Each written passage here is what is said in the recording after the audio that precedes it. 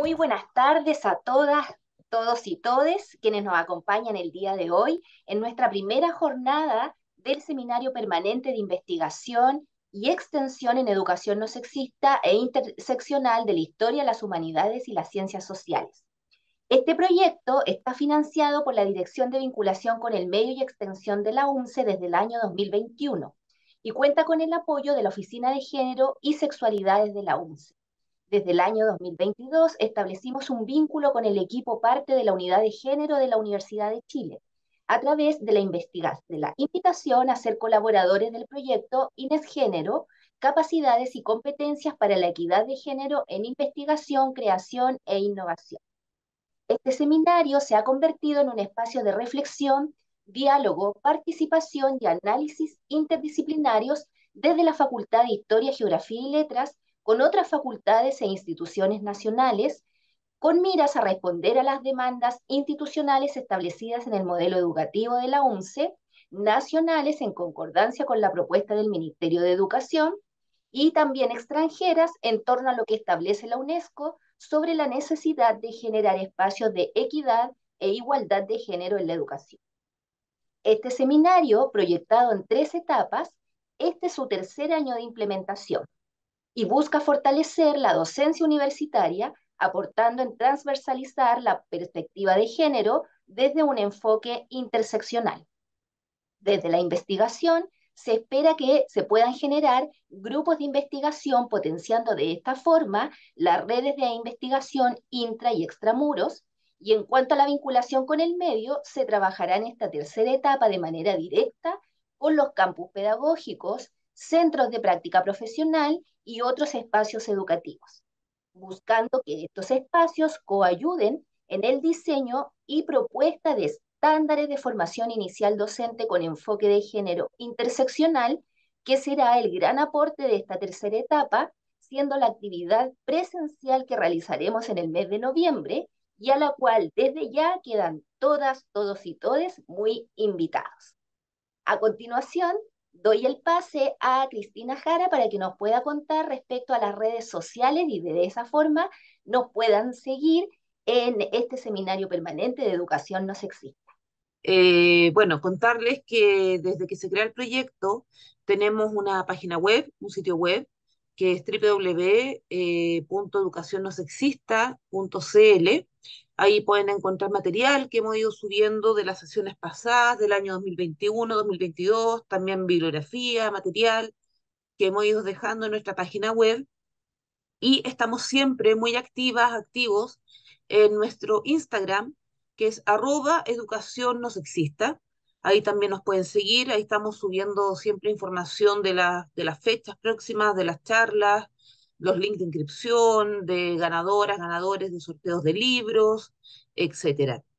Contarles también que, bueno, como todos los años, una forma de incentivar también la participación en estas sesiones y una forma también de difundir el conocimiento vinculado al sexismo, a la educación y al feminismo es a través de la literatura. Y como estamos interesados que esto se expanda más allá de estas sesiones, ¿no? Hacemos todas las sesiones un sorteo de libros. Esta sesión no será la excepción. Vamos a hacer también sorteo de libros. Uno de ellos es el libro de Chimamanda Ngozi, Todos deberíamos ser feministas. El libro de Macarena Bío, que lo presentamos ayer en la Universidad Metropolitana en la UNCE, Mucha Lucha, ¿no? Que es el fotolibro donde se habla de los discursos de odio en redes sociales y cómo se resignifican a través de la imagen. Y por último, un libro sobre historia de la alimentación en Chile, que tiene que ver mucho también con la historia de las mujeres, ¿no? La historia de las mujeres ha estado, sobre todo durante el siglo XVIII, XIX y anteriores, muy vinculadas también a la historia de la alimentación.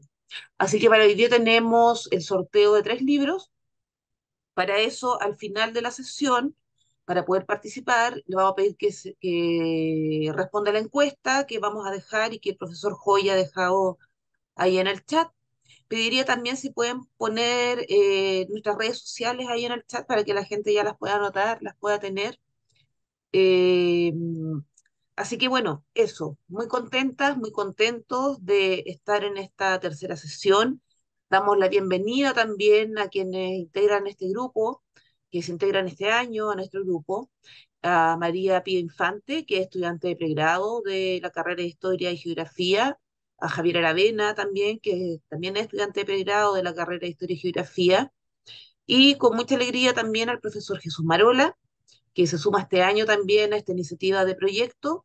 No sé si Jesús quiere dar algunas palabras. Yo agradezco la invitación que me realizaron del equipo. Yo he venido siguiendo el trabajo que han mantenido en el tiempo, que creo que es una iniciativa necesaria, importante y relevante en estos tiempos.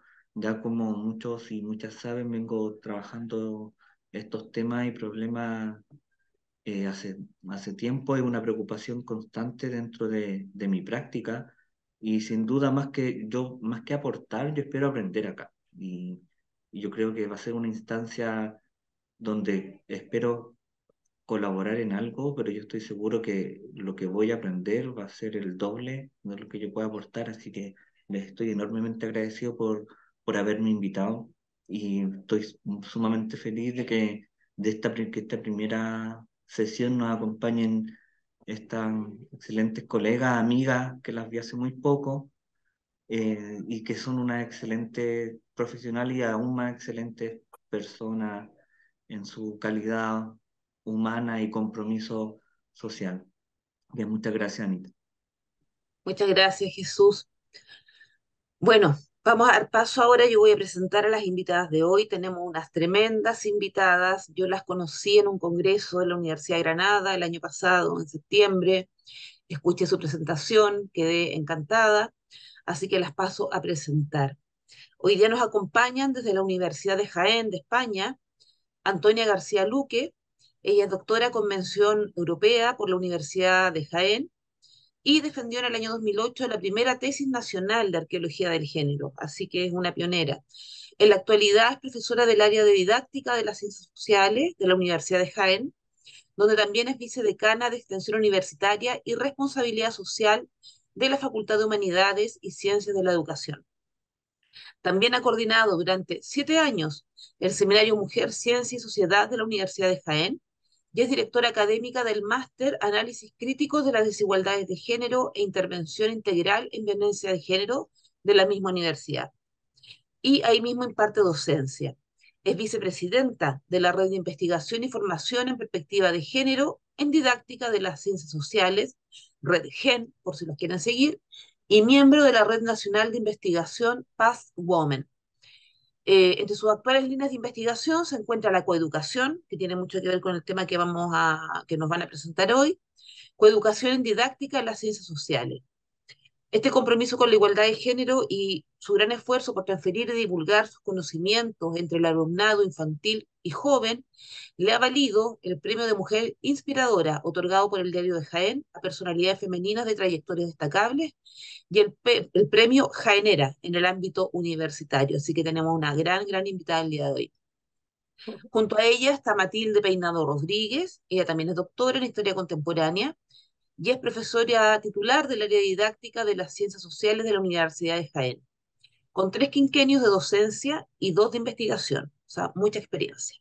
Sus líneas de investigación principales son la historia social desde la perspectiva de género, espacio, tiempo, diversidad y ciudadanía en la didáctica de las ciencias sociales, y entre su producción científica se puede destacar más de 50 artículos, 15 capítulos de libro y 5 monografías. Entre ellas vamos a destacar dos. Una que se titula Igualdad de Género en Educación Secundaria, Propuestas y Didácticas Audiovisuales del año 2015 y Aprendiendo Igualdad a través del cine del año 2018. En el ámbito de la gestión forma parte del equipo de gobierno de la Universidad de Jaén como directora de secretariado de la Unidad de Igualdad y desde el 2015 y de 2019 como directora del Secretariado de Compromiso Social de la Universidad en la Unidad de Igualdad. Y Alba de la Cruz Redondo, otra colega más que nos acompaña hoy, también es licenciada en Historia y es doctora en Historia Moderna por la Universidad Complutense de Madrid. Actualmente es profesora ayudante, doctora del Departamento de Didáctica de las Ciencias y coordinadora del área de didáctica de las Ciencias Sociales en la Universidad de Jaén, donde imparte docencia sobre género en los grados de educación infantil, educación primaria, educación social y en el máster Análisis crítico de las desigualdades de género e intervención integral en violencia de género. Además, representa al Seminario Mujer, Ciencia y Sociedad de la Universidad de Jaén en calidad de vocal y en la plataforma universitaria de estudios feministas y de género EUFEM. Ha realizado diversos trabajos de investigación sobre la historia de las mujeres en la Edad Moderna y en el ámbito de la didáctica sobre los procesos de enseñanza-aprendizaje de las ciencias sociales desde la perspectiva de género. Su línea de trabajo se centra en las prácticas coeducativas en todos los niveles de la educación y en las estrategias para combatir la violencia de género en las aulas. Una línea que se ve reflejada también en sus múltiples acciones de transferencias a través de cursos, charlas, seminarios, conferencias y talleres en diversos ámbitos. En cuanto a su productividad científica, cuenta con más de 60 aportaciones a congresos nacionales e internacionales y más de 50 publicaciones. Como ven, tenemos unas grandes invitadas hoy. La ponencia de hoy con la que nos van a acompañar se llama Coeducación como herramienta para combatir los estereotipos y prejuicios de género en la enseñanza y aprendizaje de las ciencias sociales. Van a tener 30 minutos para hacer su presentación y luego invitamos a todas las personas que están asistiendo a esta sesión a que puedan dejar sus preguntas en el chat y cuando nuestras colegas terminen de exponer, iremos leyendo las preguntas para que así se forme un diálogo también con quienes nos acompañan el día de hoy. Así que bueno, Antonia, Alba, Matilde, muy bienvenidas, muchas gracias por aceptar esta invitación, muchas gracias por estar aquí hoy y las dejamos con su presentación de coeducación. Muchas gracias a las coordinadoras y coordinadoras del Seminario Permanente de Educación No Sexista, en nombre mío y de mis compañeras. Estamos encantadas de estar aquí con vosotras y con vosotros en este seminario, poder participar con nuestras investigaciones. Tengo que pedir disculpas porque había un malentendido y pensábamos que teníamos una hora para hablar y resulta que son 20 o 30 minutos, con lo cual muchas de las diapositivas que tenemos preparadas pues las pasaré muy rápido. Daremos una información muy breve y después si queréis alguna pregunta al respecto, pues simplemente utilizar el chat y lo vamos viendo. ¿De acuerdo? Bueno, pues vamos a empezar. En primer lugar, voy a presentar estas imágenes y lo que yo planteo es, como docentes que estéis en activo, que me han dicho que gran parte del público que tenemos hoy son docentes en activo, pensemos, cuando nosotros proyectamos estas imágenes que están extraídas de libros de texto de aquí de España, ¿cuál es el conocimiento situado? ¿Qué puede estar interpretando? ¿Cómo puede estar interpretando el mundo, el pasado más remoto, nuestro alumnado, si presentamos estas imágenes? Si nuestro alumnado, cuando presentamos, por ejemplo, esta primera imagen, percibe que en primer plano están hombres en acción. No estás presentando, dale a ver ¿No? a presentación. Está puesto en edición el PowerPoint y no pasa la Pues perdona, pues yo lo veo en presentación. Vamos a ver si podemos. Ya, vamos a ver. Pues no lo sé qué puede estar pasando, la verdad. Si lo ¿Cómo pones lo puedo pantalla poner? completa, a lo mejor. Puesto en pantalla completa, pues ese es el tema. Puesto la pantalla completa. No sé por qué no se presenta. Si aprietas el cuadernito en vez del telón, ¿Cómo que el cuadernito? Abajo, abajo, claro, viste que está el telón y al lado hay un cuadernito. Como el Vamos a ver. libro es abierto. ¿Eh? Que yo esto ya no lo tengo. Yo ya tengo en mi pantalla una presentación sin más. La presentación bueno, sin yo más. sugeriría, Antonia, ciérrala y vuélvela a abrir. Vale. Creo que lo más rápido. Bueno, pues nada, lo que estaba diciendo, puedes darle Alba a la pantalla, por favor. Cuando tú eres docente, tenemos que pensar nuestros niños y nuestras niñas cuando están utilizando estos libros de texto con estas narrativas icónicas, ¿qué es lo que están viendo? En primer plano tenemos una acción masculina, ¿vale? Que es la metalurgia, con unos cuerpos que no corresponden al modelo de la época, porque estamos hablando de la época del Calcolítico y tenemos a hombres que están representados con las normas y los códigos del presente. Aquí no solo hay un sexismo y unos sesgos de género, sino que hay una ucronía, un presentismo, ¿no? Y tenemos, voy pasando, Alba, una serie de mujeres que están en planos laterales o que están en segundos, terceros y cuartos planos, encima en unas posiciones de arrodillamiento, ¿vale? Como son estas que tenemos, ¿dónde, Alba? Tenemos aquí al fondo. Cuando nosotros le preguntamos a nuestros niños y a nuestras niñas que dónde están las mujeres en esta primera imagen, por ejemplo, ¿cuál es su respuesta? Su respuesta habitualmente es que están dentro de las casas, que están dentro de esos hogares que hay al fondo, porque ¿qué hacen? Lo que hacen es una interpretación del pasado con las lógicas presentes, pero es que además esta representación del pasado ha sido creado con esas lógicas para responder al modelo cultural de género que tenemos establecido, codificado y normativizado. Por tanto, cuando no somos capaces de ver, pasa Alba, esto que yo estoy contando, no somos capaces de ver estas mujeres aisladas, no solo que están mucho menos cuantitativamente, sino cómo aparecen representadas y estereotipadas, ¿vale? Esto nos lleva en coeducación a lo que se llama un estadio de incompetencia inconsciente. Es decir, es un estadio en el que se produce lo que se llama ceguera de género. Las personas somos incapaces de ver, detectar las discriminaciones de género y las desigualdades de género en cualquier narrativa que nos rodea. Si yo soy docente y no soy capaz de detectar esas cegueras de género, vivo en lo que se llama dentro del feminismo el espejismo de la igualdad. Y por tanto, no solo voy a ser una inconsciente, porque tengo inconsciencia de género, la ceguera de género se conecta con lo que se llama inconsciencia de género, sino que también voy a tener una incompetencia, no voy a tener las habilidades, las destrezas ni las capacidades para revertir esta situación, porque yo no veo, no entiendo que se esté produciendo nada erróneo en esas imágenes. No veo que haya esos sesgos ni esas discriminaciones. No estoy viendo que esas imágenes reflejan una estructura de un modelo patriarcal que está normalizado.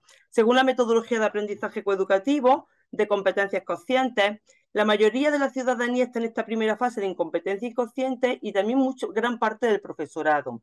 Se tienen que realizar acciones de sensibilización para pasar a esa segunda fase de incompetencia consciente y romper esas cegueras de género entre el alumnado, ¿vale? Y también entre el propio profesorado, que muchas veces tiene grandes resistencias a coeducar en el aula. Resistencias que vienen también un poco condicionadas o son el reflejo de formar parte de este primer estadio de incompetencia inconsciente. Entonces, lo primero que tenemos que hacer en esta etapa de sensibilización es generar una serie de dinámicas con una serie de aportación de datos científicos, para que las personas, docentes, alumnados, reconozcan el modelo de género patriarcal y entiendan no solo el reconocimiento del mismo, sino también cuáles son sus consecuencias sociales. ¿Por qué? Porque de esta manera vamos a romper su ceguera de género. Entonces vamos a conseguir que el profesorado adquiera conciencia de género, pero ello no significa que tengan la competencia. Que tú tengas esa conciencia de género no significa que hayas adquirido la competencia ni sepas qué hacer. Una gran masa de profesorado tiene gran voluntad por coeducar, te dicen yo quiero coeducar, pero no sé qué hacer. Dime qué hacer, ¿cómo lo hago? Entonces tenemos que haber una serie de formación ya mucho más explícita, con estrategias y dinámicas coeducativas, para pasar al siguiente estadio, que es el de competencia consciente. Es decir, yo soy consciente y adquiero habilidades, destrezas coeducativas, pero me cuesta mucho trabajo ponerlas en marcha porque no las tengo interiorizadas. Esto es como cuando aprendemos a conducir. Los primeros meses que tenemos el carnet de conducir nos cuesta mucho, tenemos que estar permanentemente pensando cómo vamos a conducir, si tengo que poner el intermitente, si tengo que parar un stop, hasta que llega un momento que interiorizamos todas esas acciones, se produce lo que se llama el aprendizaje con H y pasamos al siguiente estadio, que es de competencia inconsciente. ¿Este estadio cuál es? En el cual yo ya tengo competencia y pongo en marcha mis destrezas de forma inconsciente, ¿vale? Pasa, Alba, pasa. Estos son los pasos de... ¿Qué ocurre? Que nosotros, si estamos en la escuela, entendemos que la educación formal, la escuela, tiene que dar respuesta a los retos y a las demandas de la sociedad. Y uno de los grandes demandas y los grandes retos de la sociedad, y un problema socialmente relevante, importantísimo, son las múltiples violencias machistas que existen y que nos rodean en nuestro día a día, ¿no? Esas violencias machistas que hemos normalizado y que tenemos que intervenir a partir de la coeducación. Y le tenemos que intervenir en la escuela, porque la escuela no es una institución neutral. La escuela es un sistema, un microcosmos de la sociedad. Si la sociedad es machista, la sociedad es patriarcal, al final reproducimos parámetros, estrategias y dinámicas machistas y patriarcales en la escuela. Y la escuela se puede convertir en un instrumento de socialización diferencial de género, como así está siendo. Porque de hecho nos dice Enteza, la escuela lo que hace es reproducir patrones socioculturales heterosexuales y normativos. Entonces, lo que tenemos que entender es qué es la coeducación.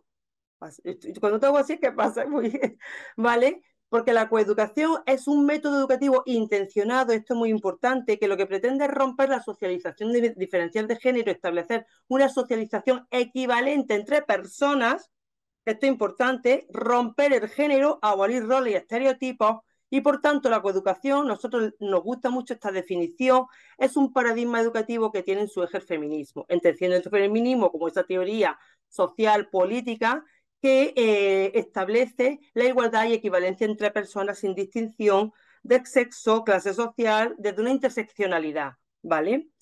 Pasamos. La coeducación, ¿por qué en la escuela? Hay muchos miedos, mucha fuerte resistencia entre el profesorado a coeducar. Muchas veces porque están en sus zonas de confort y otras muchas veces porque no saben cómo hacerlo o simplemente porque tienen resistencia ideológica. Pero la coeducación es una obligación, nos lo dice el Horizonte 2030, los ODS, ODS 5, ODS 4, que nos dice que para conseguir una educación de calidad tenemos que trabajar desarrollo sostenible, derechos humanos, igualdad de género y promocionar la cultura de la paz, coeducación, porque en nuestro país, sí pasa, en nuestro país la coeducación es un derecho del alumnado. Los alumnos y los alumnos no nos son propiedades de los padres y de las madres. Esto es importante, entender que los niños y las niñas no nos pertenecen, no son de nuestra propiedad, son ciudadanos de derecho y por tanto nuestros niños tienen derecho a recibir coeducación, estos valores democráticos que forman parte de mi sociedad. Las familias no pueden negarse a que sus niños reciban coeducación, al menos en España, porque además de ser un derecho de nuestro alumnado, es un deber de nuestras administraciones. Nos lo dicen las leyes de igualdad, las leyes contra violencia de género, el Pacto de Estado contra violencia de género, que tiene 20 medidas dirigidas directamente a formación del profesorado, a incorporación de todo tipo de dinámicas y estrategias para intervenir y prevenir violencias machistas, a formación permanente, no solo formación inicial de profesorado, sino también permanente, a la incorporación de las mujeres y del movimiento feminista en la enseñanza de la historia. Nos lo dice el Pacto de Estado contra la Violencia de Género. Entonces, estas resistencias que tenemos entre las familias y entre gran parte del profesorado, que muchas veces nuestros propios colegas o nuestros propios colegas son las primeras personas que no nos apoyan o no nos acompañan en las acciones coeducativas, no tienen amparo normativo. No ampara la norma, porque nos dice también la LOMLOE, que es la legislación que tenemos en España educativa, que uno de los objetivos fundamentales, está en el preámbulo de esta norma, es precisamente educar en igualdad de género. Por tanto, no es una cosa optativa, como yo esta mañana le decía a los docentes que he ido y dado un curso esta mañana a profesorado aquí de Jaén. No es una cosa optativa, es que es una obligación, ¿vale? Es una cosa que tú tienes que hacer. Al igual que tú no haces una objeción de conciencia cuando tienes que dar las ecuaciones de segundo grado, cuando tienes que dar la metáfora, a nadie se le ocurre decir, a mí no me gusta la metáfora y por tanto mi niño no tiene que recibir la metáfora como recurso literario, tampoco te puedes negar a coeducar, ¿vale? Voy muy rápida, lo siento, pasamos, pero esto es por... ¿Qué ocurre? Las principales causas de la invisibilización, como nosotros nos dedicamos a la didáctica de las ciencias sociales, las principales causas de la invisibilización de las mujeres en la enseñanza de la historia, las podemos dividir en estas que hemos puesto aquí, que ahora vamos a analizar un poco más detenidamente, pero para mí lo fundamental se llama patriarcado. ¿Por qué no aparece la mujer en la enseñanza de la historia? Por patriarcado. La primera causa es la falta de formación inicial en materia de género. En los planes de estudio de las universidades hay muy poca formación en materia de género y sobre todo muy poca formación explícita.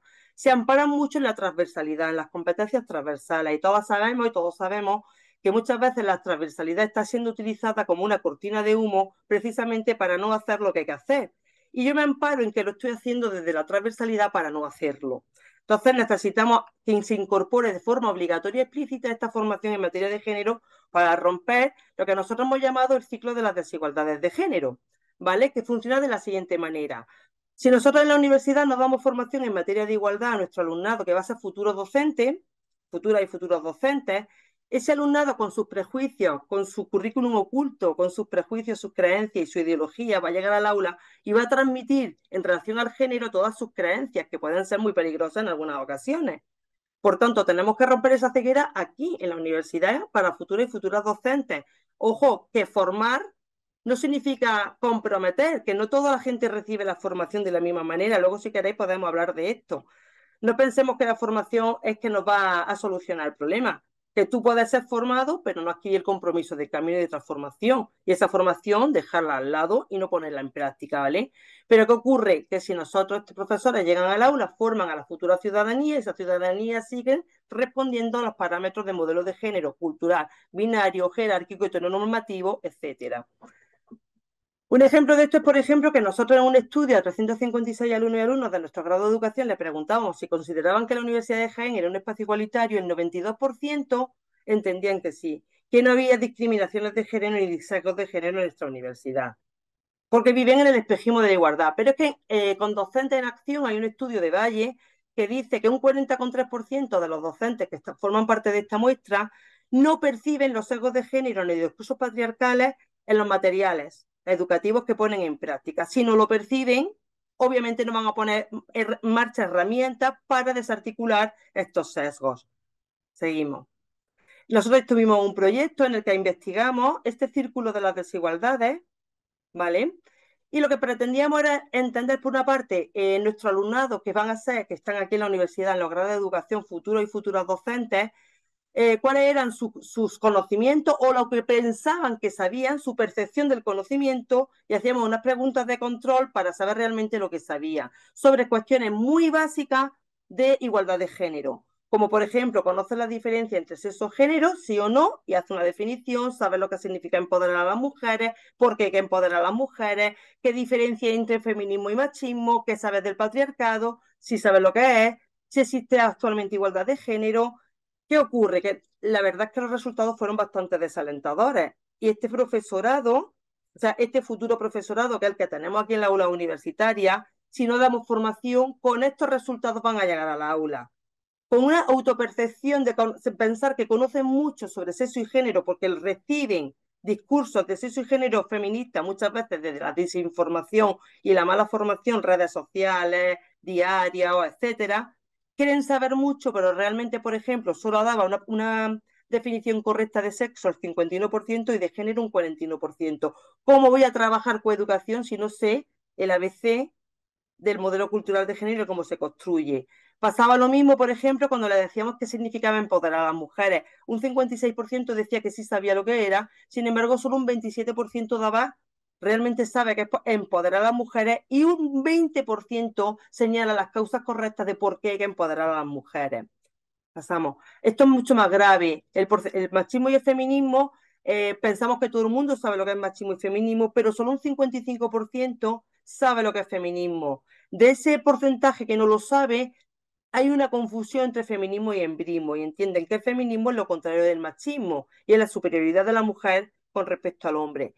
Ojo, que son los futuros y futuras docentes de nuestras escuelas, que tienen estos prejuicios en nuestras clases, que si no les cambiamos esta mirada, con estos van a clase.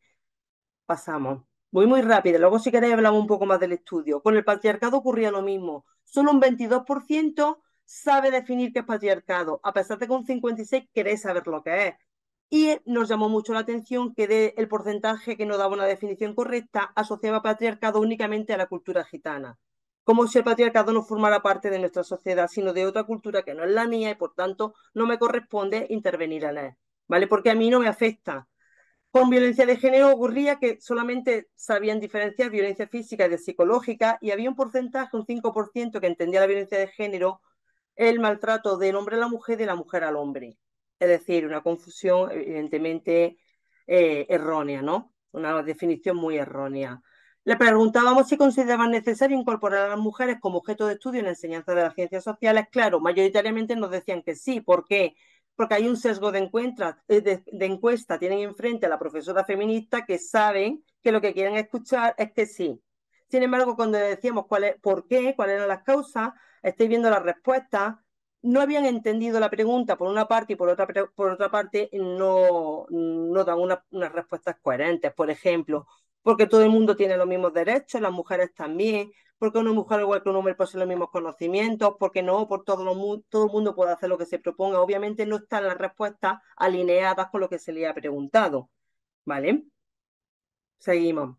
Otro de los motivos de la invisibilización de las mujeres en la enseñanza de las ciencias sociales es el ensamblaje, lo que llamamos los sesgos ensamblados. Es decir, una desconexión importantísima y muy considerable entre la academia, las investigaciones, lo que nosotros construimos como conocimiento, la escuela, los museos y la sociedad. Hay como una desconexión entre la investigación, escuela y sociedad. Por tanto, se produce lo que se produce un ensamblaje de sesgos. El primer sesgo que nos dicen normalmente es que no hay mujeres en la enseñanza de la historia porque no hay un conocimiento histórico en el que haya sido construido con las mujeres. Esto ya no nos sirve. Este argumento ya está muy manido y es muy antiguo. ¿Por qué? Porque llevamos 60 o 70 años de estudios de género, tenemos ya un gran corpus de estudios de género de las mujeres y, por tanto, se trata de incorporar a la aula. Hay una desconexión entre lo que estamos investigando y lo que llega a la aula. No hay una transferencia de la actualización de investigación, por tanto, lo importante no es que ya no se haya investigado, sino que hay una transferencia, se sigue generando este segundo sesgo de una selección en el currículum oficial de la escuela, lo que se dice que se tiene que enseñar sigue siendo positivista y sigue siendo de un corte de historia política en el que obviamente las mujeres no hemos estado presentes porque hemos estado ajenas al poder político y a los espacios públicos. Por lo tanto, vamos a cambiar el tipo de historia que vamos a enseñar para incorporar en esa historia a las mujeres. Y el tercer sesgo, el currículum oculto, del que ya hemos hablado. Importante, aprender a interpretar el currículum, es decir, el currículum no nos puede ser un corsé que no nos permita avanzar en la coeducación. ¿Tenemos historia política? Vale, pues vamos a dar una perspectiva de género en historia política, por ejemplo, desde un cuestionamiento y un pensamiento crítico. Seguimos. ¿Mati? Le toca la levo a Mati, que pase mi compañera. Bueno, como estaba comentando mi compañera Tole, uno de los aspectos que determina pues esta ruptura o este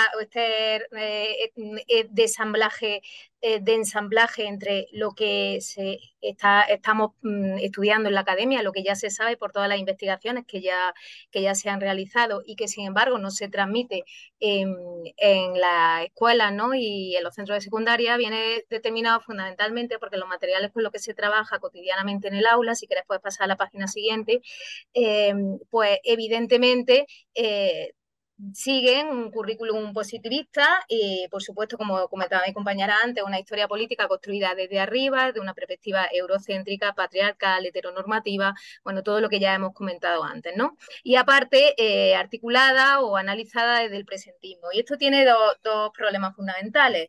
Uno es que ese presentismo sigue siendo androcéntrico y patriarcal porque no somos capaces, o la inmensa mayoría de la gente no es capaz de analizar esa realidad porque bueno, no está preparado para ello y estamos hablando fundamentalmente del profesorado que es el que nos preocupa, ¿no? Porque forma las generaciones siguientes y aparte porque analizamos las trayectorias femeninas desde nuestra propia sociedad democrática, desde el presentismo y entonces muchas veces no tenemos en cuenta pues, las limitaciones legales, ideológicas, sociales pues que se imponían a las mujeres y que nos precedieron y que además pues no se tienen en cuenta las estrategias de resistencia, de lucha y los logros que consiguieron las generaciones que nos precedieron y por las que precisamente disfrutamos de muchos de los derechos que ya tenemos adquiridos en la sociedad occidental, ¿no?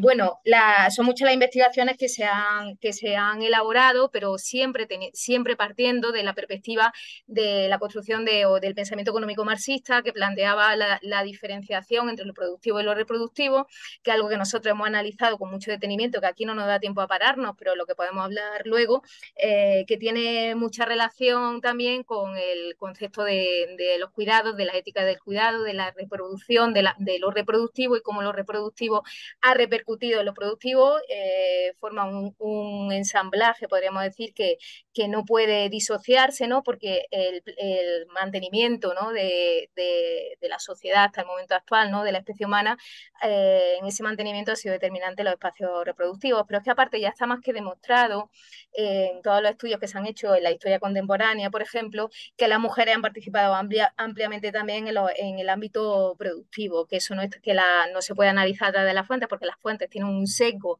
patriarcal y androcéntrico brutal que determina que no aparezcan los trabajos que realizaron las mujeres también en el ámbito de la contabilización productiva, a pesar de que tenemos fuentes evidentes empezando por literaria, iconográfica y fotográfica del siglo XIX y siglo XX, que demuestran que las mujeres estaban también en los espacios productivos. Y eso, sin embargo, no se lleva a los libros de texto porque en las fuentes documentales no aparece como tal. Pasamos a la página siguiente. ¿Qué tendencia o por qué los materiales curriculares no están las mujeres, ¿no? O aparecen en un espacio subsidiario? Bueno, pues ya sabemos lo principal, que lo hemos estado comentando desde el principio, que hay una injerencia política en los libros de texto, que hay una preponderancia de esa historia construida desde arriba, que hay una falta de transferencia, como hemos dicho, de los avances y fundamentalmente de las investigaciones históricas en la enseñanza de la historia. Hace poco publicado un artículo donde demuestro todo lo que ya se sabe, por ejemplo, sobre la historia contemporánea del siglo XX en España, sobre la República, fundamentalmente la guerra y el franquismo, para construir una historia completamente diferente e integral, que sin embargo no hay absolutamente nada en ninguno de los libros de texto que hemos analizado. Los personajes, como veis, pues son las personas que se destacan, son personas en ejercicio de poder, el empoderamiento de determinados hombres y de determinadas mujeres, pero las mujeres en espacios, o sea, en actitudes, espacios y características que son esencialmente masculinas, y se la destaca principalmente por eso. No aparecen además, como decimos ahí, porque el modelo de género legitimado la ha excluido del ejercicio de poder. Y cuando se las destaca porque están en el ejercicio de poder, no son modelos referentes para otras mujeres, y además se las destaca precisamente porque están haciendo lo que nosotros denominamos ejercicio de masculinidad. Si pasamos a la página siguiente, podemos ver, por ejemplo, pues las imágenes en las que aparece, ¿no? Y cómo está asociada, por ejemplo, en el caso de los hombres con la violencia. Pasamos a la página siguiente. Por supuesto, solamente aparece hombres. Cuando ha aparecido, tenemos la página anterior, volvemos un momento, Alba, cuando se ha demostrado que las mujeres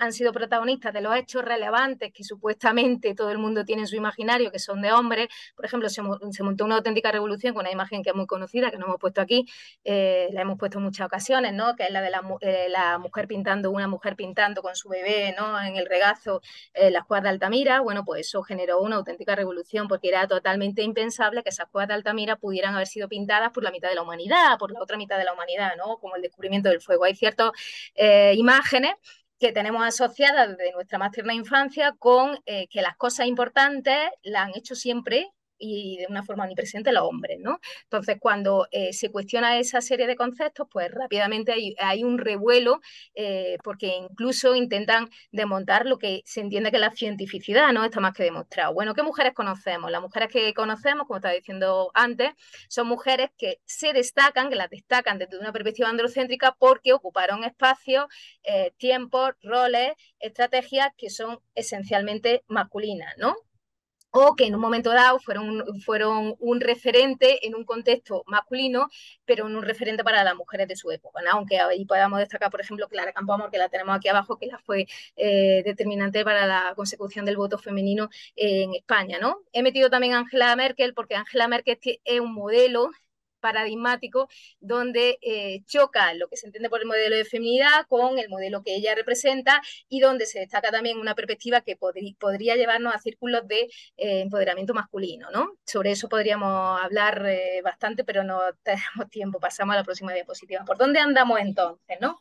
¿Qué tendencia hay ahora mismo? Bueno, aquí hablamos de erotización de la agresividad y de la violencia, de el símbolo de la ciudadanía. La ciudadanía es un concepto que es importantísimo para analizar la historia de las mujeres y recuperar a las mujeres como sujetos históricos, porque precisamente basándose en las limitaciones y en las exclusiones se puede analizar toda la historia de la mitad de la humanidad, el refuerzo de los mitos del amor romántico, que se transmite también en los libros de texto, etcétera, ¿no? ¿Qué tendencias podríamos decir que hay ahora mismo dentro del ámbito de la didáctica de las ciencias sociales, ¿no? O cuáles son las tres grandes áreas o líneas historiográficas en las que se ha trabajado. La primera de ellas, bueno, pues como sabemos, el área histórica o sociológica, que se ha centrado pues, en el análisis de la historia de las aportaciones más relevantes de las mujeres a la historia, así como de las barreras socioinstitucionales, lo que tradicionalmente han hecho la historia de las mujeres. que empezó fundamentalmente en los años 70 con la segunda ola feminista y donde se incorporaron pues aquellas mujeres relevantes a los libros de texto que habían sido significativas pues, en el ámbito de la política, de la literatura o del arte. En su momento pues supuso una ruptura importante, ¿no? Y un principio de reconocimiento de aquellas mujeres que habían sido significativas, claro, desde una perspectiva, una mirada androcéntrica, pero también esto ha llevado a una revisión permanente en los últimos tiempos, ¿no? Primero porque se hace de nuevo una historia desde arriba de grandes mujeres reconocidas precisamente, como estábamos diciendo antes, por ocupar espacios y ejercer roles masculinos, y además representan a su colectivo pero no se identifican con él. Y el segundo hándicap, que lo ha estudiado mucho Belvedresi, es que hacen de su producción un complemento de la historia tradicional. De nuevo, una perspectiva androcéntrica y refrendadora. La segunda gran tendencia sería la didáctico-pedagógica, donde se integran bueno, la perspectiva de género como campo de investigación y docencia, y en ella se centran la mayoría de las investigaciones que se han llevado a cabo desde finales de los años 90 del siglo XX. Las aportaciones también pues, de las compañeras que están aquí conmigo, ¿no? Que han analizado el sexismo en los libros de texto y la evolución de los materiales a la luz de la perspectiva de género en las distintas leyes educativas, en este caso en nuestro país, ¿no? Uno de los trabajos que sin duda es un referente, pasamos a la página siguiente, el de López Navaja, que bueno, tiene precedentes como son los trabajos de Folguera, Subirats y Blancos de los años 70, los libros de la antigua etapa de GB y la Ley General Básica del 70. En términos generales, bueno, pues lo que se ha buscado sobre todo es ver, analizar de un punto de vista cuantitativo qué mujeres aparecen en los libros de texto y luego se analizaba también en qué posiciones aparecía. Bueno, había una serie de rasgos que se analizaban para llegar a determinar la presencia de la mujer en el libro de texto y en qué roles, en qué escenario y en qué condición, ¿no? Bueno, de aquí hubo una serie de editoriales que interpretaron que la forma de integrar a las mujeres era que aparecieran más fotos de mujeres, ¿no? Eso es lo que hemos visto que en los libros de texto aparece de una forma continuada. ¿De qué manera lo hacen? Normalmente aparecen los paratextos en los laterales, con actividades que no son las actividades referentes, sino son actividades como de búsqueda, de ampliación, y en cualquier caso, la mayoría de las veces que utilizan fotografías, esas fotografías nos sirven como análisis crítico e interpretativo de lo que esas fotografías están en realidad representando. Entonces lo ponen de una manera pues muy naif, anecdótica, sin un análisis concienzudo y en cualquier caso como algo subsidiario, pero no como el texto o la historia principal, ¿no? Esto es importante tenerlo en cuenta porque ahora, por ejemplo, la LOE se va a centrar muchísimo en la integración de la perspectiva de género y podemos otra vez volver a caer en que incrementar la presencia bueno, visual de las mujeres, pero que esto no se traduzca en que haya una integración real de las mujeres como sujetos históricos. Y por último, la tercera gran tendencia es el área epistemológica, que es una línea historiográfica en la que están trabajando pues algunas de las personas que tenemos aquí. Jesús Marola, por ejemplo, es uno de ellos, Ortega, y yo misma estoy trabajando también en ese campo, que la línea es proponer la deconstrucción de la disciplina desde un concepto, porque partimos de que hay un concepto patriarcal de la ciencia y la tecnología, y entonces hay que partir de la deconstrucción del estereotipo, de la construcción del prejuicio y de las relaciones de dominación que encardinan y que exigen una reflexión sobre la naturaleza social histórica en términos de desigualdad, ¿no? Analizar desde la estructura de género y poder y pensar la identidad femenina y cómo continúan vinculadas a la alteridad subalterna, ¿no? ¿Dónde está lo relevante? ¿Qué entendemos por lo subsidiario, ¿no? Con esto retomo la primera diapositiva, lo que comentaba también mi compañera sobre la narrativa positivistas, desde epistemología que cuestionan pues, modelos económicos, los sesgos genéricos asociados a los espacios y los tiempos y, consecuentemente, los roles genéricos que derivan de dicho proceso para poder hablar desde una historia situada, ¿no? Por ello, lo importante entiendo que sería la deconstrucción del discurso dentro del concepto de ciudadanía, ¿no? Descosificar y desobjetivar a las mujeres desde su individualidad y pluralidad para incorporarla a la narrativa como sujetos, ¿no? Es decir, recuperar su significatividad histórica. Le paso la palabra a mi compañera Alba. Bueno, yo voy a ir ya muy rápido porque sé que estamos ya sobre el tiempo. Ana, voy a a sintetizar mucho en un par de minutillos porque luego podremos retomarlo todo. Bueno, hemos hecho otras investigaciones también en el ámbito de los análisis de libros de texto, en este caso sobre para identificar los patrones culturales masculinos en la infancia, que vienen a reafirmar un poco pues, todos estos resultados que ya han ido comentando mis compañeras, mayoría de, por supuesto, de hombres representados en los libros de texto y, por supuesto, mayoría de actividades en las que ellos son los protagonistas, vinculados a la política, las actividades bélicas, las actividades económicas, mientras que en el caso de las mujeres, que aparecen en un 20% con respecto a ese 80% de los hombres, las imágenes en las que suelen ser representadas son con las que inició mi compañera Tole Antonia García la charla, ¿no? Pues desde la pasividad, desde un segundo o tercer plano y bueno, pues reafirmando todos estos estudios que ya hemos mencionado. Aquí tenemos el libro en el que cristalizó ese proyecto sobre masculinidades. Voy a centrarme en qué podemos hacer como docentes para combatir estos estereotipos y prejuicios de género de una forma coeducativa. En el caso de los libros de texto, pues tenemos dos opciones, o bien realizar una selección de una editorial que presente contenidos sin sesgo de género, habiendo aplicado una perspectiva crítica feminista, o bien llevarnos esos otros libros de corte positivista a nuestro terreno, es decir, utilizarlos como herramientas para cuestionar desde la perspectiva de género el relato dominante, ¿no? A través del análisis de todos sus componentes. Por otra parte, consideramos que es fundamental realizar un ejercicio de reflexión completo sobre la propia práctica docente. Por ejemplo, cogiendo el ejemplo que hemos estado llevando a lo largo de toda la tarde, pues el contenido curricular de la prehistoria. Lo primero sería cuestionarme qué sé de prehistoria, cómo lo he aprendido. Posteriormente, qué sé sobre las mujeres en la prehistoria de manera específica. Y llegados a este punto, puedo vincular las dos siguientes acciones porque me tocará decidir qué quiero que mi alumnado aprenda sobre prehistoria desde esa perspectiva de género. Y para ello, para poder coeducar, es fundamental que primero investigue, ¿no? Especialmente si he detectado en ese ejercicio de autorreflexión que sé poco o que no sé lo suficiente. Voy a pasar estas imágenes. Bueno, en los libros de texto ya directamente un rápido vistazo me hace ver por qué hemos dado por buenos tantos mitos al respecto sobre los roles de mujeres y los avances en las investigaciones pues también nos permiten combatir esos prejuicios adquiridos. Ahí está la imagen a la que hacía antes referencia mi compañera Matilde de las mujeres pintando las cuevas de Altamira. Bueno, entonces, lo que tendría que hacer es investigar, lo primero que tendría que hacer es investigar sobre las mujeres en la prehistoria, buscando recursos didácticos que ya están elaborados por especialistas en la materia. Ahí tenéis algunos ejemplos de proyectos que lo trabajan y a partir de esos recursos puedo centrarme ya en seleccionar lo que quiero que mi alumnado aprenda y llevarlo a la práctica docente. Repito que lo hago con el caso de la prehistoria, pero se puede aplicar a cualquier contenido y época histórica.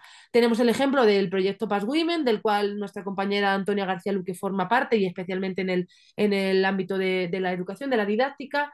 Este proyecto lleva años vinculado al estudio de la cultura material de las mujeres, proporcionando recursos actualizados desde las perspectivas feministas, crean imágenes en los cuales se pueden deconstruir y reconstruir los relatos históricos, incluyendo las agencias femeninas y rompiendo con los roles y prejuicios hegemónicos. Os recomiendo encarecidamente que visitéis la web del proyecto porque tienen de verdad multitud de recursos que se pueden utilizar. Tenéis aquí algunas de las imágenes que han creado y es fácil de encontrar. Luego, si tenéis preguntas, Tole, Antonia os podrá contestar. Es que digo Tole porque es Antonia, pero la llamamos Tole. Os podrá contestar de manera directa a cualquier cuestión sobre este proyecto.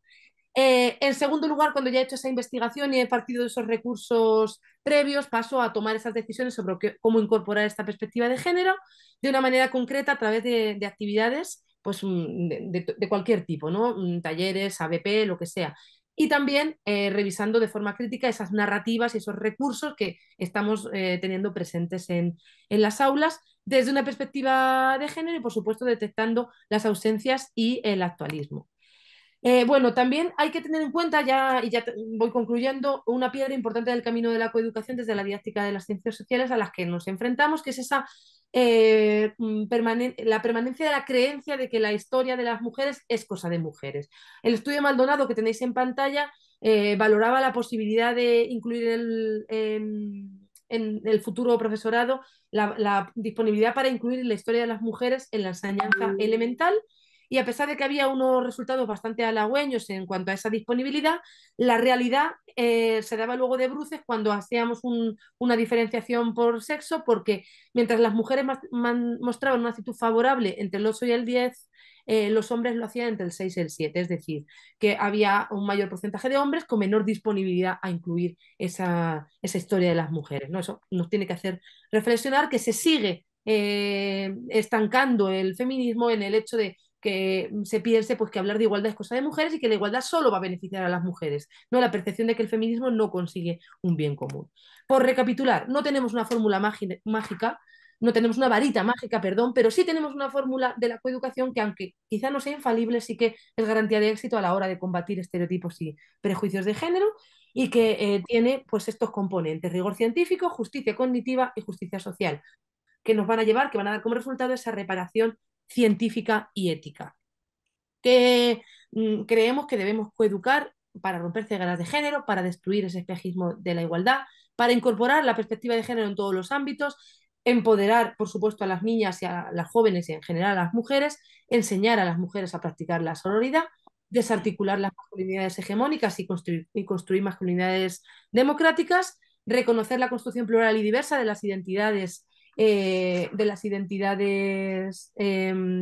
género desde la interseccionalidad para respetarlas, pero también para evitar el bullying, superar la visión de la diversidad como otredad a la norma, prevenir e intervenir las violencias sobre las mujeres y comprometer con la justicia social y con la justicia cognitiva desde las edades más tempranas y en todos los sectores de la sociedad. En definitiva, lo que nosotras abogamos es por poner en práctica una coeducación real y efectiva que permita romper la socialización diferencial de género desde las escuelas, construir una socialización equivalente entre personas y definir un nuevo proyecto civilizatorio con nuevos parámetros de convivencia. Partiendo de tres ingredientes: la vulnerabilidad humana, la necesidad que todas las personas tienen de cuidados y lo que nos lleva a la interdependencia entre todas las personas.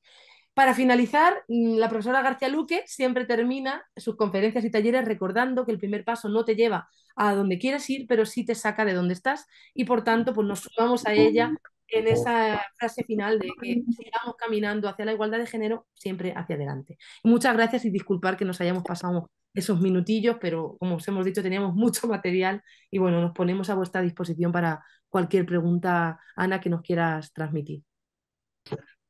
Les agradezco, tienen mucho, mucho, mucho material, mucha investigación. Gracias por esta fantástica presentación.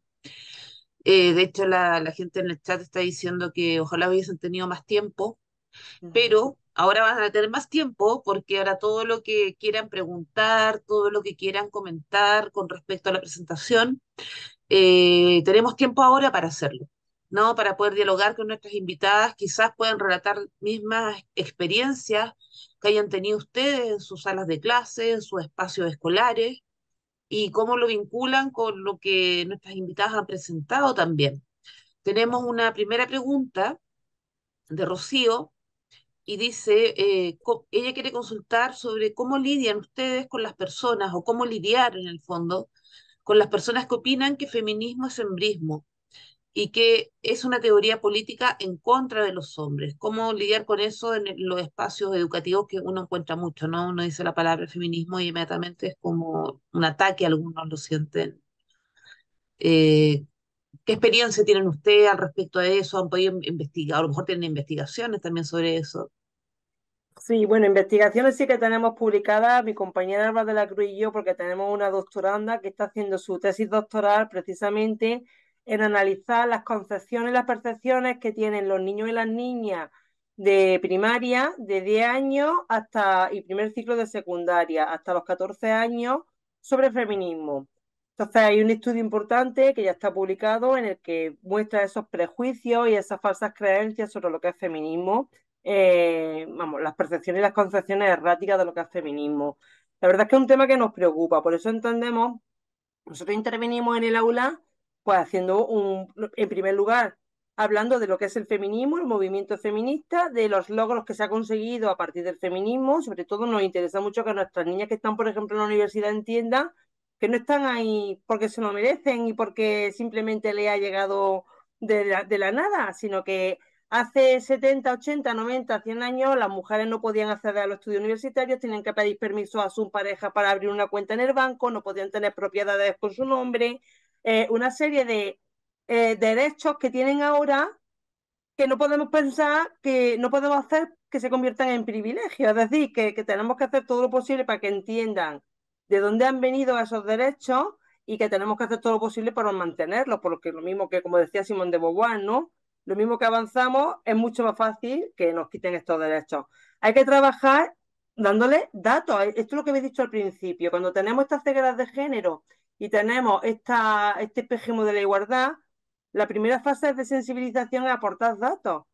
Datos e información buena, científica, veraz, que le haga romper esa ceguera. Que ya he dicho que romper su ceguera y proporcionarle una buena información no va a significar que estas personas adquieran una conciencia y un compromiso de cambio. Pero por lo menos tienen que tener si tienen esa conciencia, ya ven el mundo de otra manera, ya saben interpretar el mundo de otra manera.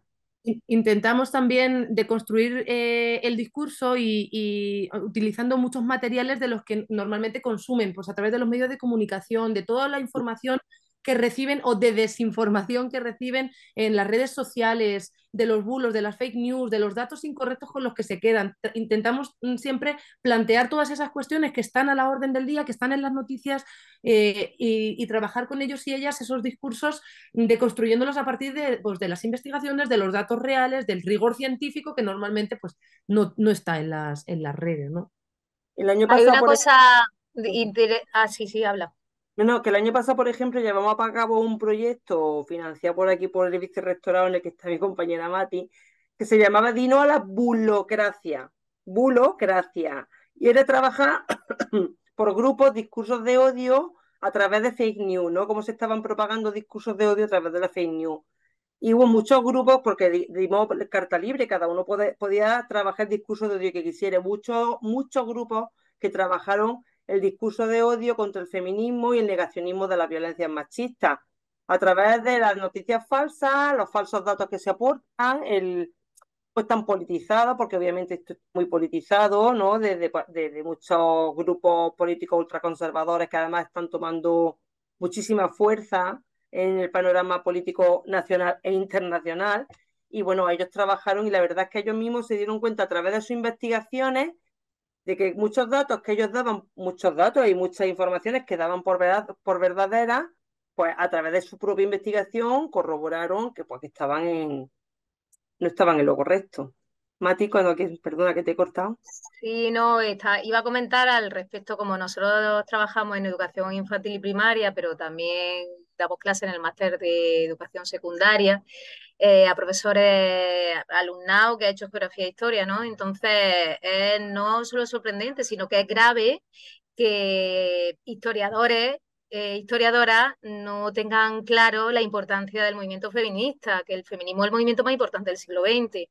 De los logros, no solamente del concepto en sí, ¿no? Sino de los logros, de los antecedentes del movimiento feminista, de la importancia de la ideología del movimiento feminista y de su proyección sobre la política en Europa Occidental y en nuestro país en concreto, ¿no? Entonces, que no tengan esos conocimientos historiadores, historiadoras, no es una cuestión de elección, es una cuestión de absoluta ignorancia, ¿no? Entonces, yo siempre que hablamos de la diferencia básica del concepto de feminismo, yo lo que veo que al día de hoy en la sociedad, cuando la gente, cuando por ejemplo en la televisión oye ni machismo ni feminismo, hay una serie de aberraciones que a mí lo que me parece es que la ignorancia es muy atrevida y que al día de hoy no se puede ser tan ignorante, ¿no? Y que lo escuchemos en contexto universitario, pues a mí me preocupa mucho, ¿no? Pero que en el caso de los historiadores y las historiadoras que el movimiento feminista, que es el movimiento más importante del siglo XX, y eso no lo puede cuestionar nadie, que no sepan lo básico que hay que saber y que no entiendan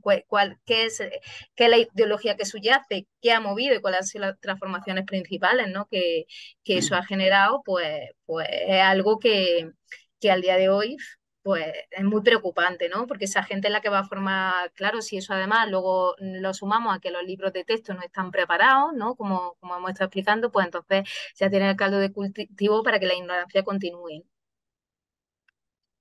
Muchas gracias. Sí, concuerdo. Concuerdo en todo lo que señalan. Pero lamentablemente y tristemente es algo que se escucha mucho todavía, y sobre todo en personas que ni se tienen formación universitaria, pero como ustedes bien dicen, no es garantía de transformación. Otra pregunta que me parece que es interesante, dice, ¿ustedes consideran que sería necesario generar clases especiales dedicadas a aprender estas perspectivas de género para aplicarlas en la sala de clases? Es decir, una clase preparatoria para el tema y que les estudiantes y docentes puedan abordar sus clases regulares de una perspectiva de género, o basta solamente con incorporar la perspectiva dentro de cada clase. Me parece que un poco la metodología que ustedes señalaban, ¿no? De trabajo.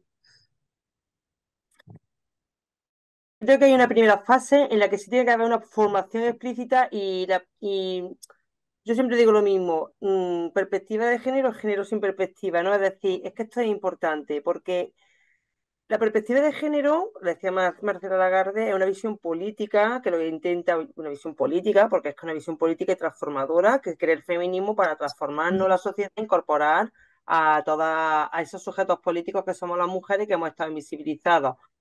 Pero es que esto no es, incorporar la perspectiva de género es muy complejo, sobre todo cuando tú no tienes una formación muy grande en materia de género. No, no podemos pensar que, yo qué sé, estamos hablando de literatura, por hablar de una mujer en literatura estamos incorporando perspectiva de género, que eso no es así. Estaremos ampliando los referentes culturales hablando de una mujer, pero eso no es perspectiva de género. La perspectiva de género tiene que hacer tambalear los cimientos del patriarcado en cada una de mis asignaturas. Y por tanto, sí tiene que haber una primera parte de formación explícita, como una materia de formación explícita en materia de género, que luego tú puedas aplicar de forma transversal a todas las demás, a toda mi práctica docente. Porque la idea es aplicar lo que yo he dicho antes, que la coeducación forme parte de mi forma de ser y hacer en el aula. Que yo no tenga que decir, voy a hacer este taller de coeducación. No, es que la coeducación la tengo integrada en mi práctica docente. De una manera que es absolutamente normalizada. Yo no tengo que estar permanentemente pensando, tengo que coeducar, tengo que hacer esto para coeducar, tengo que incorporar esto en esta asignatura porque tengo que coeducar.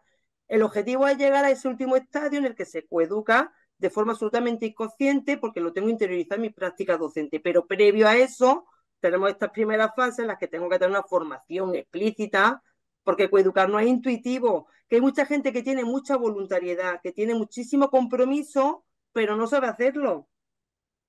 A mí muchos docentes, yo quiero coeducar, yo sé que quiero, pero ¿y cómo lo hago? Pues entonces, aquí está la clave, en darle las herramientas, la estrategia para empezar a dar los primeros pasos en coeducación hasta que interioriza esos mecanismos y forme parte ya de tu práctica docente diaria y cotidiana. No sé si me he explicado Forma- bien. Sí, muy bien. Este seminario, por ejemplo, de educación no sexista, busca un poco eso, ¿no? Entregar herramientas justamente para que puedan llevarse a la práctica en la escuela, en los colegios, en las aulas universitarias también. Entregar herramientas conceptuales, herramientas teóricas, herramientas pedagógicas que nos sirvan para reflexionar sobre nuestra propia práctica docente, para mirar críticamente el material educativo que se nos presenta y de esa forma poder empezar a avanzar, ¿no? A dar estos pequeños pasos que decían ustedes para poder avanzar hacia una igualdad que no sea un espejismo, porque me interesó mucho el concepto del espejismo, de igualdad, que es muy, muy real. Voy a seguir leyendo las preguntas. Acotar que en un estudio que hicimos con unas estudiantes de pregrado en la UNCE es una universidad eminentemente pedagógica, y con ellas trabajamos el sexismo en los textos de tercero y cuarto medio de la enseñanza secundaria en Chile. Son los dos últimos años de enseñanza secundaria. Y en un trabajo de pregrado, pero salieron cosas muy interesantes que ustedes mostraban también ahí para el caso de España, por ejemplo, con cifras, ¿no? Con datos estadísticos. ¿Cuántas veces aparecen las mujeres en los contenidos de los textos de historia y ciencias sociales para tercero y cuarto medio? En tercero medio aparecían un 5% y en cuarto medio un 2,5%. ¿Qué aparecían haciendo? En situaciones periféricas, marginales, colaborativas, como complemento de, ¿no? Y fuimos haciendo todo ese análisis finalmente. Otra cosa que me llama mucho la atención también con respecto a las similitudes que podrían haber, es que los textos que estudiamos y que se distribuyen acá en Chile son de la editorial SM y Santillana, que son las mismas editoriales con las que están mirando ustedes, son las mismas editoriales que miramos nosotras para la investigación. Entonces también siento que hay una transnacionalización, ¿no? En el fondo de estos modelos educativos, consejos de género, patriarcales, y que independiente, o sea, con los matices que tendrá cada región, ¿no? Pero hay un modelo patriarcal ahí que transversaliza en el fondo el sistema educativo independiente de la zona donde estemos y que se va ajustando y acomodando a los modelos locales finalmente. Quería aportar eso. Voy a juntar dos preguntas porque me parece que van en lo mismo y luego leo la otra. Eh, una pregunta que es de Marisol, pregunta cómo darían inicio a ese camino, ¿no? Para partir con la coeducación. Yo creo que ya han respondido un poco eso, pero para no omitir la pregunta de Marisol, ¿cómo dar inicio entonces a este camino para la coeducación? Y Irene Martín, que es nuestra invitada de la próxima sesión del 25 de mayo de la Universidad de Granada, también pregunta, además de felicitarlas, ¿no? Hay muchas felicitaciones. eh, Algo más concreto, ¿no? O sea, esto como inicio el camino, que creo que ya hemos respondido un poco a eso. Irene va en la misma línea y pregunta, eh, algo concreto que han mencionado a propósito de la prehistoria. Eh, ¿Cómo aplicarlo en otros temas y contextos? Pregunta, ¿podrían hablar un poco sobre cómo se podría incorporar en el contexto de aula la cultura material de un determinado periodo histórico para fomentar enfoques coeducativos de los que han estado hablando? Mil gracias. Bueno, a la primera pregunta, si quieres respondo yo, Alba, y después tú a la primera pregunta, ¿cómo iniciar la coeducación? Tenemos que tener claro que iniciarnos en coeducación es incómodo. Es incómodo e incomoda a las personas, porque la coeducación lo que pretende es precisamente desarticular un régimen y un sistema que está establecido, que está normalizado y que está perfectamente codificado. Entonces, es ir en contra de la norma, esa norma que está muy normalizada y que a la gente no le gusta salir de su zona de confort. Como yo digo, el feminismo duele. ¿Por qué duele el feminismo? El feminismo duele porque tú cuando ya eres feminista y te pones esta gafa violeta, tú ya ves las discriminaciones y las desigualdades en todas las narrativas que te rodean, pero no todo el mundo ve lo que tú ves. Y no puedes estar, o sea, y estás permanentemente intentando que la gente interprete el mundo como tú quieres que lo interpreten, con las herramientas teóricas feministas, es decir, con ese bagaje teórico feminista, duele y duele, porque, como dice Gemma Otero, el patriarcado se nos ha hecho piel. Y ahora tú te tienes que arrancar la piel, y arrancarte la piel duele. Entonces, los primeros pasos en coeducación, y no son, yo no me gusta verlo como de convencimiento, pero son unos pasos que en realidad sí son, tienes que empezar un poco a convencer a la gente de una forma muchas veces sutil, porque genera mucha incomodidad. Genera mucha incomodidad. Gente que tiene resistencias muchas veces que son creadas, que no son reales, que en el momento que tú empiezas a trabajar las cosas, se suben al carro, porque muchas veces es lo que ha dicho antes mi compañera Madi, es desconocimiento, es que yo prefiero estar en mi zona de confort, que la cultura escolar que he estado siempre, ¿vale? Esa cultura escolar que se ha mantenido durante siglos, que bueno, pues tan mal no, ni tan mal no, o sea, no funciona bien, me hace sentir cómoda porque yo sé bien las reglas del juego. La coeducación me hace desaprender las reglas de juego, adquirir otras y ponerlas en práctica atentando contra lo establecido. Es que pensar en esto, es que esto es muy fuerte. Entonces, pero sí que se puede hacer paso a paso. No se puede pasar de 0 a 100. Es decir, no podemos pretender llegar a un centro y llegar a coeducar y es que sea un centro de corte súper tradicional y en un año intentar cambiarlo todo, modificar, pues paso a paso. Vamos paso a paso, no pasa nada, a lo mejor este año puedo hacer esta cosa puntual. Importante evaluar cuál es el impacto real que mis acciones coeducativas están teniendo en mi alumnado. No se trata de, como yo le digo aquí cuando voy a los centros de formación del profesorado, no se trata de pintar las puertas de color violeta y cantar la canción de Rosalén, que está muy bien cantar la canción de Rosalén y poner puertas violetas, Pero si no sabemos por qué estamos poniendo esas puestas violetas y a los niños y a las niñas y los profesores no entendemos el porqué de ese violeta y desestructuramos el patriarcado desde la base, rompemos la ideología patriarcal y hacemos tambalear esos cimientos, no sirven de nada las puertas violetas. Y esto se lo tenemos que hacer saber, porque mucha gente está haciendo acciones que entienden coeducativas y que realmente no son coeducativas. No sé si a lo mejor soy yo muy crítica, pero yo creo que esto es así. El tema que dice la otra pregunta de la cultura material, bueno, lo que aplica, lo que habéis enseñado, Alba, de la prehistoria, es aplicable a cualquier periodo histórico.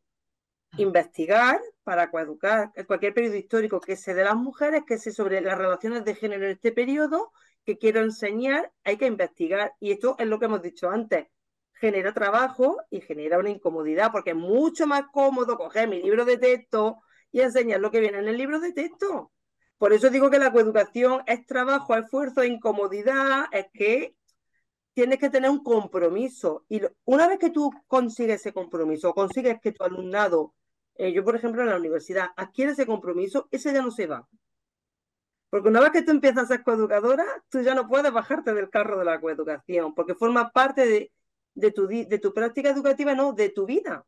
Ser feminista es 24 horas del día, ¿no? Entonces, la cultura material, cualquier cultura material puede entrar al aula. Esa conexión, por ejemplo, entre el museo y el aula de cualquier periodo histórico. Tú puedes ir a un museo y decirle a tu alumnado, vamos a hacer un análisis del museo con perspectiva de género para ver cómo está la ausencia de la cultura material asociada a las acciones de las mujeres. Y al final el museo es como un libro de texto, una selección de una serie de objetos, de una serie de cultura material que alguien ha hecho un discurso museográfico con este pensamiento androcéntrico patriarcal, pues vamos a hacer un análisis de esas ausencias.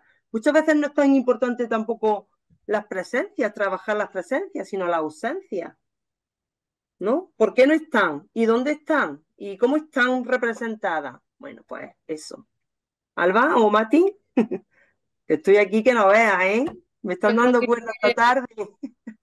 vamos, has resumido a la perfección lo que pensamos y lo que trabajamos. Yo no sé si Mati quiere añadir algo, Yo pero quería decir que en el ámbito de la historia contemporánea también yo creo que una clave es analizar la historia de la perspectiva de la ciudadanía, porque cuando la herramienta de análisis es la ciudadanía, se entiende cuáles son los derechos, cuáles son las limitaciones, las ausencias precisamente que están determinadas porque esos espacios no eran los espacios de las mujeres, porque no estaban políticamente integradas, porque no se les dejaba, porque no estaban integradas en la lógica educativa a nivel no ya de universidad, sino que tampoco estudiaban el bachiller y muchas eran analfabetas incluso siendo de familias ricas, pues porque los roles a los que estaban llamadas a ejercer, que tiene también en relación con el concepto de ciudadanía,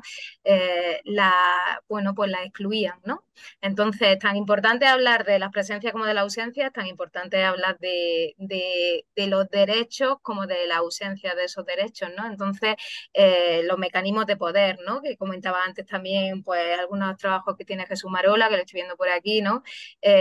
Pues el poder que se genera y en ese poder hay también ejercicios de ciudadanía y ejercicios de ciudadanía de segunda o de no reconocimiento de la ciudadanía básica, ¿no? Entonces yo creo que en el ámbito de la historia contemporánea esa puede ser una clave para deconstruir, ¿no? Que lo que la tendencia, lo que ya hablaba en última instancia, ¿no? Que tenemos que ir un paso más allá.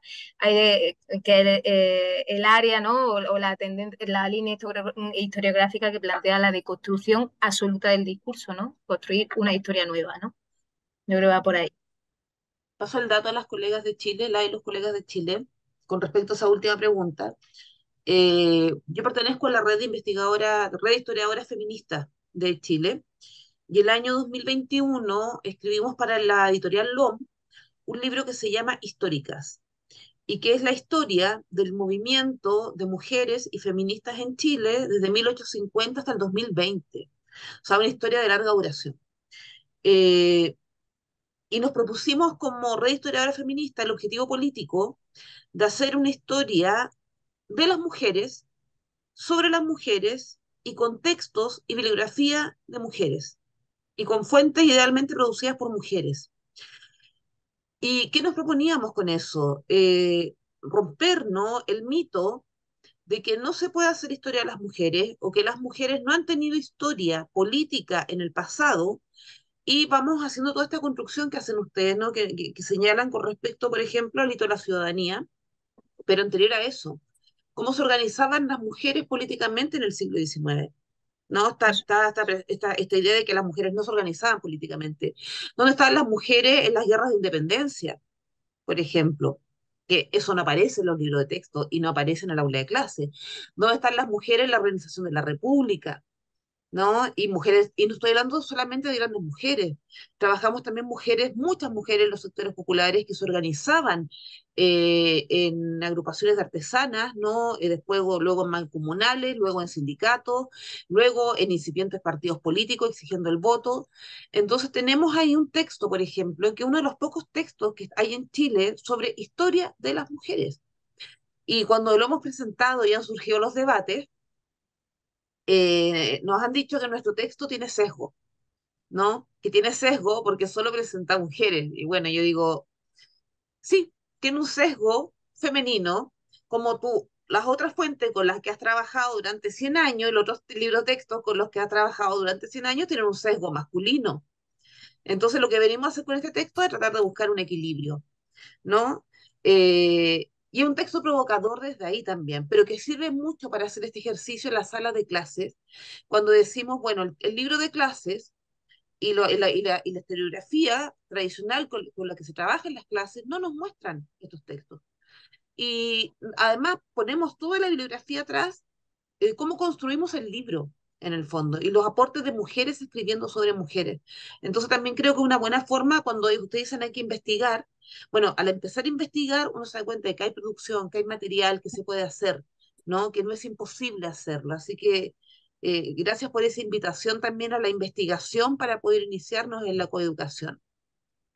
Otra pregunta, eh, les pregunta directamente sobre su investigación, ¿no? Y si les pueden contar más sobre el estudio que hicieron sobre el conocimiento de género con docentes en formación, pensando también que, bueno, la mayoría de las personas que estamos acá somos profesoras y profesores y que también muchas, bueno, trabajamos en la formación inicial docente.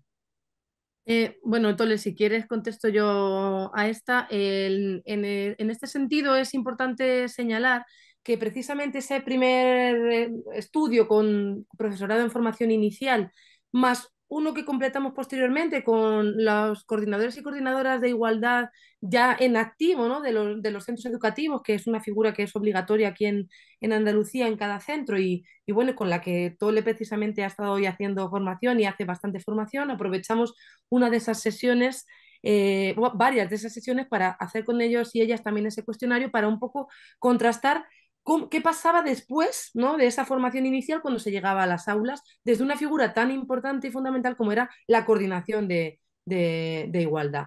¿Qué pasó? Pues que nos llevó a elaborar ese círculo de las desigualdades que explicó al inicio de la charla Tole, en el cual veíamos claramente cómo las carencias se iban acumulando, se iban transformando y se iban reproduciendo en las distintas etapas. Una formación inicial deficitaria, un profesorado de formación inicial con déficit en cuestiones de género, llegaba luego a las aulas, impartía una docencia sin perspectiva de género, se hacía esa figura de coordinador y coordinadora de igualdad que tiene que organizar las actividades y que tiene un poco que fomentar esa perspectiva igualitaria en el centro, con carencias de nuevo, porque podemos asegurar que los resultados en ese sentido pues eran desoladores, personas que llevaban varios años, algunas eran recién llegadas, pero personas que llevaban varios años y no eran capaces de definir el propio término coeducación, personas que, no, que cometían errores al definir de nuevo feminismo, machismo era quizá un poquito más controlada, pero también había algunas carencias vinculadas, en fin, estamos hablando de figuras que deberían controlar totalmente estos términos, ¿no? Entonces, eso al mismo tiempo pues iba redundando en el alumnado de todos los niveles, tanto infantil como primaria, como por supuesto secundaria y bachillerato,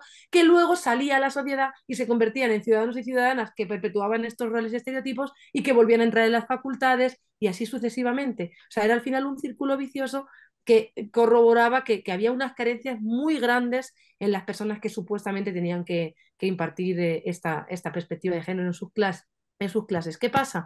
Que tiene mucho que ver también con algo que se ha comentado antes y que quizás no hemos podido por tiempo resaltar lo suficiente. Y es que esta formación que decimos que es necesaria a cualquier nivel, tiene que ser una formación de calidad, dada por personas que tengan esa formación en género real y que puedan llevar a la práctica pues, una formación de calidad. ¿Por qué? Porque estamos encontrando muchos centros educativos, nosotros hacemos muchas intervenciones en distintos centros, en los que hay personas pues, que han recibido una mínima formación y que se dedican a impartir a lo mejor charlas, talleres, cursos sobre cuestiones de género, pero desde una perspectiva pues, que hace más daño que bien, ¿no? Entonces, al final es necesaria una formación de calidad para poder romper con ese círculo de las desigualdades. Bueno, me he ido un poco porque en realidad lo tenemos todo conectado, ¿no? Pero que verdaderamente el estudio lo que mostró era que seguían existiendo años después esas personas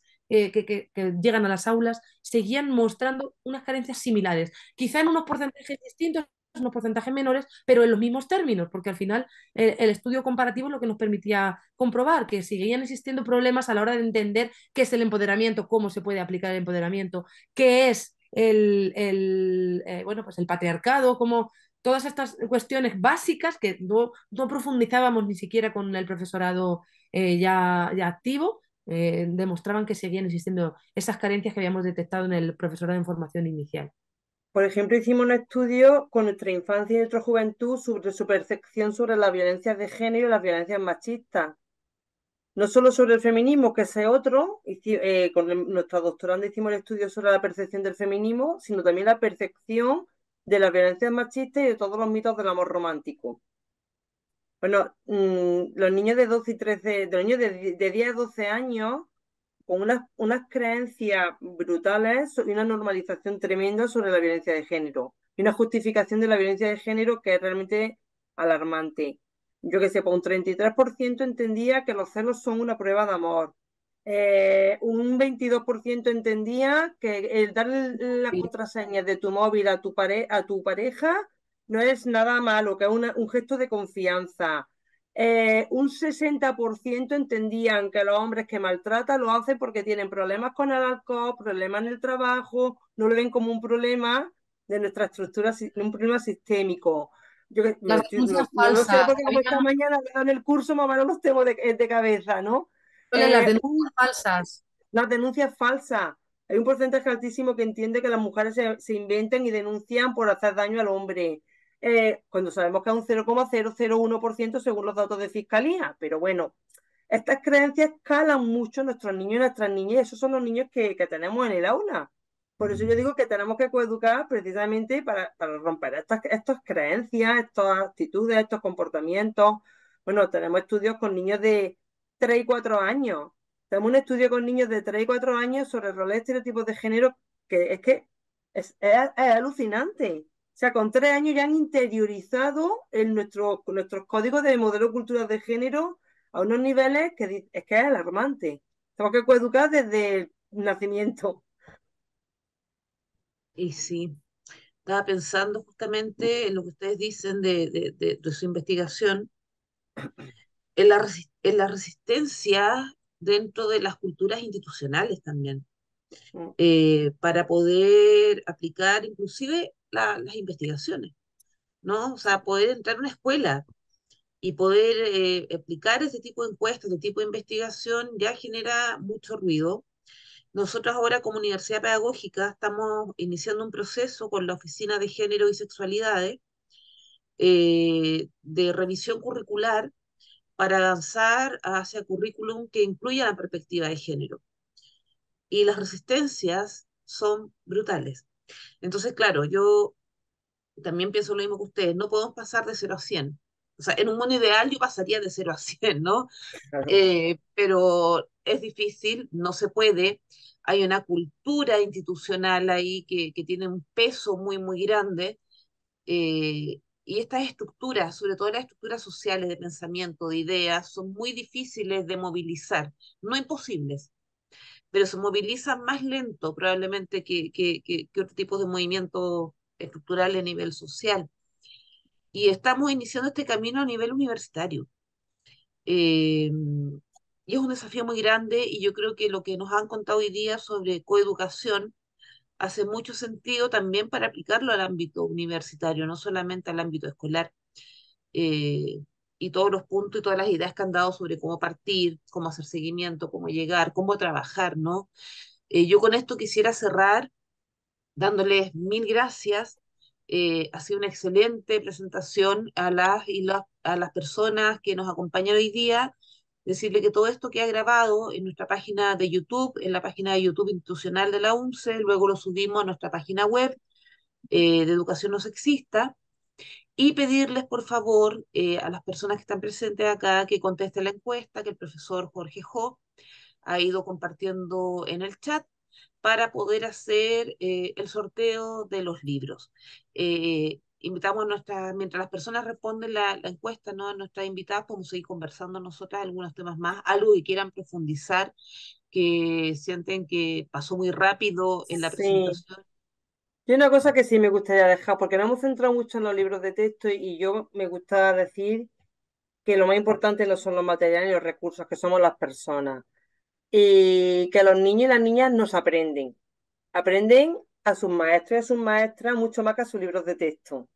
Entonces, la forma nuestra de comportarnos en el aula, de cómo organizamos los grupos, de cómo resolvemos los conflictos, de cómo tratamos a niños y a niñas, que muchas veces lo hacemos de forma diferencial sin darnos cuenta desde el subconsciente, de cómo organizamos el patio, de cómo dejamos que los niños ocupen todo el patio y las niñas se queden aisladas en los laterales, de cómo las mujeres nos ocupamos los cargos de poder en los claustros, en los consejos escolares, que esto también los niños no aprenden y aprenden de nuestras acciones, aprenden no solamente de los libros de texto, de la enseñanza, lo que he dicho antes, la perspectiva de género y el feminismo debe de formar parte de mi acción cotidiana y de mi vida. Y entonces, así vamos a conseguir coeducar realmente, también cambiando haciendo un ejercicio de autocrítica, de reflexión que es necesaria, que nos cuesta mucho hacer este ejercicio de autocrítica para cambiar también nuestras acciones de todo, nuestra corporalidad, cómo nos dirigimos a ellos, el tipo de lenguaje que utilizamos. Si solo utilizamos lenguaje masculino, pues ya sabemos que estamos invisibilizando el 50%, porque una vez que tú invisibilizas al 50%, hemos dicho antes que hemos pasado muy por alto la fórmula de la coeducación. Justicia social, rigor científico, porque es que rigor científico, que incorporar 50% de la población en toda la ciencia, en todo el conocimiento escolar, es rigor, pero es que es justicia cognitiva. ¿Y esto qué significa? Que lo hemos pasado un poco por alto, que nuestros niños y nuestras niñas tienen derecho a que le enseñemos la totalidad de la historia, que le enseñemos no solamente el 50%, sino es que tienen un derecho cognitivo y si nosotros simplemente enseñamos con estos sesgos androcéntricos, estamos rompiendo su derecho cognitivo a tener la totalidad y la integridad, el conocimiento de forma integral, que atentamos contra sus derechos. No solo es un tema de justicia social y rigor científico, también de justicia cognitiva. Mis niñas y mis niños tienen derecho a saber qué ha pasado en la vida y qué ha pasado en la historia con ese 50% de la población. Porque cuando yo doy matemáticas no le digo, te doy la suma pero no la resta. Le doy las dos cosas porque es necesario que sepan las dos cosas. Pues esto es lo mismo. Pequeñas cosas que uno puede hacer en el aula, para dar ejemplo. En el aula universitaria, la lista la hacen los estudiantes, Sí. ¿no? Ellas hacen su hojita con la lista. Y recurrentemente y sistemáticamente yo me he dado cuenta que son las niñas, las mujeres, quienes toman su cuaderno, agarran la hojita, escriben nombre, email, firma, fecha, todo, ¿no? En las clases últimamente, cuando pido que hagan la lista del curso, que la hagan circular, y van las niñas, yo ya las veo, ¿no? Yo ya estoy mirando, pues ya lo tengo acá, estoy chipeada, entonces le digo no, que la hagan los compañeros. Y ellos quedan un poco de repente como, y al nivel de, ¿y qué tengo que poner? ¿Pongo la fecha? Sí, sí, ponga la fecha. ¿Pongo el nombre? Sí, sí, ponga el nombre. Cuando empiezo a hablar de historia, yo hago clases de historia y les hago lectura historiográfica, introducción a la historia. Entonces le digo, voy a hablar de, bueno, cuando hablo de los historiadores, de los anales, digo, estoy hablando en masculino porque eran todos hombres. No estoy usando masculino universal, por si acaso. ¿Ya? Y voy haciendo como pequeñas aclaraciones, pero que Claro, finalmente van dando como contexto, ¿no? A un contexto súper transversalizado en el fondo, pero que vas metiendo de a poco ahí con respecto a prácticas, ¿no? De convivencia en el aula, como por ejemplo quién elabora la lista de asistencia, hasta que cuando utilizo el masculino, yo aclaro que es mi masculino universal. Por ejemplo, pequeños tipsitos, ¿no? Que claro, sí, se pueden ir dando y haciendo. Bien, me sí. informan mis colegas, colaboradores, mis compañeros de acá del seminario, que el sorteo del libro vamos a tener que dejarlo para la próxima sesión del 25 de mayo. Al inicio de la sesión haremos el sorteo porque hay unos problemas técnicos en la universidad ahora, así que se imposibilita poder hacer el sorteo. Pero el 25 de mayo vamos a tener de invitada a Irene Martín. Ella es de la Universidad de Granada, está haciendo su doctorado y nos va a hablar sobre curaduría escolar, el diseño de exposiciones como recurso didáctico para una educación diversa. Irene trabaja desde el género y desde la intersección género-raza. Así que va a ser una ponencia tremendamente interesante porque también nos va a entregar como herramientas, ¿no? Para poder trabajar desde las exposiciones artísticas, ¿no? Y cómo trabajamos desde el arte, por ejemplo, el tema sexo-género, género, raza, género, identidad, etcétera. La sesión del 25 de mayo va a ser a las 4 de la tarde, porque básicamente porque Irene también es de España. Entonces, con esta diferencia horaria, si las ponemos a las 6 de la tarde, son las 12 de la noche ya. Entonces, es un abuso tremendo para nosotros. Así que va el 25 de mayo, entonces, es a las 16 horas con Irene Martín, y ahí, al inicio de esa sesión, vamos a hacer el sorteo con las personas que respondieron la encuesta hoy. Bien, ahí vamos a estar comunicándonos a su correo electrónico, etcétera, pero bueno, si están el 25 de mayo, se enterarán ahí, se han ganado uno de los 3 libros que hemos nombrado al inicio que van a estar siendo sorteados. Así que bueno, una vez más, muchas gracias, Antonia, Alba, Matilde, en nombre del Seminario de Educación No Sexista, volvemos a agradecer, esperamos seguir en contacto, ojalá podamos seguir colaborando mutuamente, vinculación con el medio, investigación, lo que sea, publicaciones, ahí estaremos en contacto. Muchas gracias y muchas gracias a todas las personas que nos acompañaron hoy día y por sus preguntas de interés. Hasta luego y nos vemos el 25 de A mayo. ustedes. Muchas Chao, chao. gracias. Hasta Ya. luego.